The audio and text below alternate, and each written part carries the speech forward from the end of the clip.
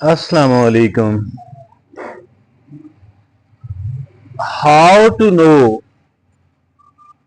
that if my good deed,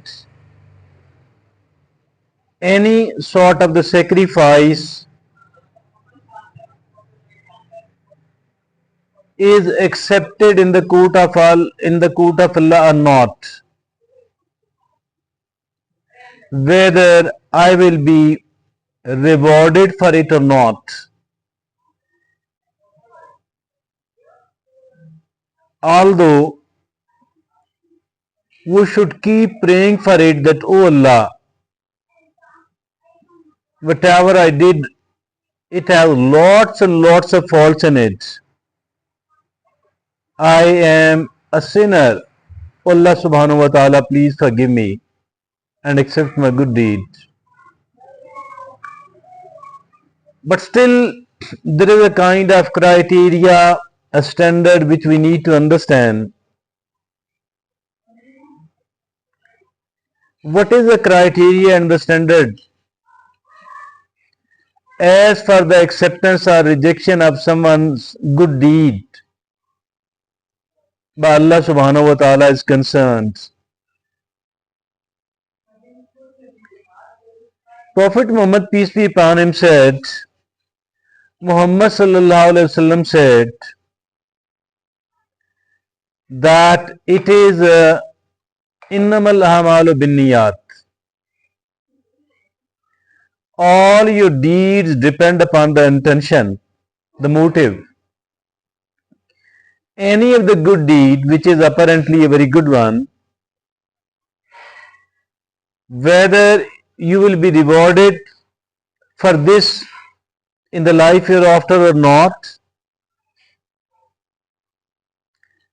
it only depends upon one thing. What was the real motive? What was our intention for doing that? What was the purpose behind? If at all the purpose was just to obey Allah subhanahu wa ta'ala and nothing else, then this will be bringing us very good rewards from Allah subhanahu wa ta'ala because it has been accepted.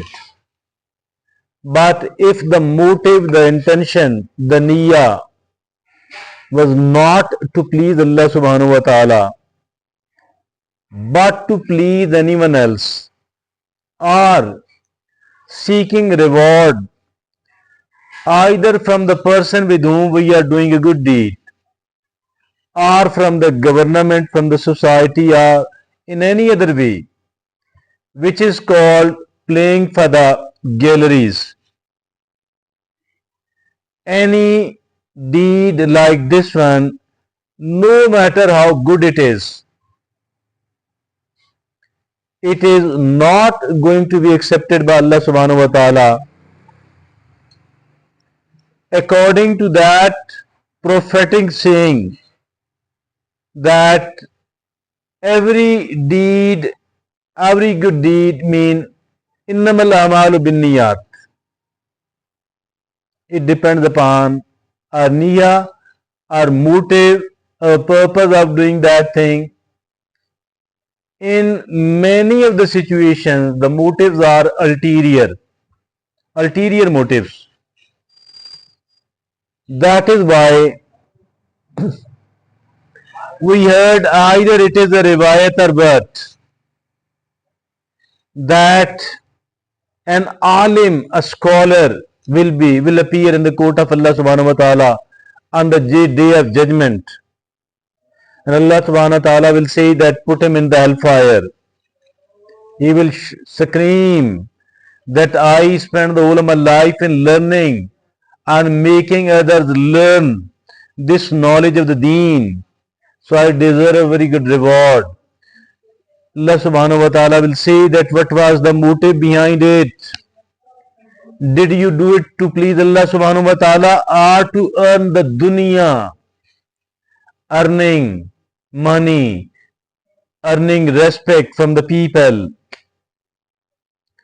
Then another person who has earned their name as a philanthropist in the society will also appear in the court of Allah subhanahu wa ta'ala. And Allah subhanahu wa ta'ala will say that put him in the hellfire. He will scream that I was spending the money on your way, helping the needy, the poor. Allah subhanahu wa ta'ala will say in response that remember what was the real motive behind all that. Did you do it to please Allah subhanahu wa ta'ala? Did you do it to please me? Or to earn the dunya, earn a big name in the society? Then after that, another person will appear who has embraced martyrdom in the word. Allah subhanahu wa ta'ala will say that put him in the hellfire. He will scream that I laid down my life on your way. I deserve a very good reward. I shouldn't be thrown in the hellfire. Allah subhanahu wa ta'ala will respond that remember what was the real motive behind all that. Did you do it to please me for the sake of Allah subhanahu wa ta'ala, or to earn the dunya, earn a big name? I think keeping in view all that and keeping in view the prophetic saying of innamal a'malu binniyat, I think every deed, good deed we are doing, we should not be doing it to show it to the people. We shouldn't be doing it to earn any good name in the society, and not for any of the ulterior motives. Rather, we need to be doing it only and only for the sake of Allah, and that's the only way we will be earning the great reward by Allah subhanahu wa ta'ala. I think that is many of the situations we are wasting our good deed just because our motives are not pure. Now motives are not pure. I think any sacrifice will be wasted upon all that. So keeping in view all that, we should keep our soul searching, and we should try to make our niyyah pure one, the purest one, so that we could earn the maximum reward by Allah subhanahu wa ta'ala on the day of judgment. So that's all for me today. Thank you very much. Jazakumullah khair.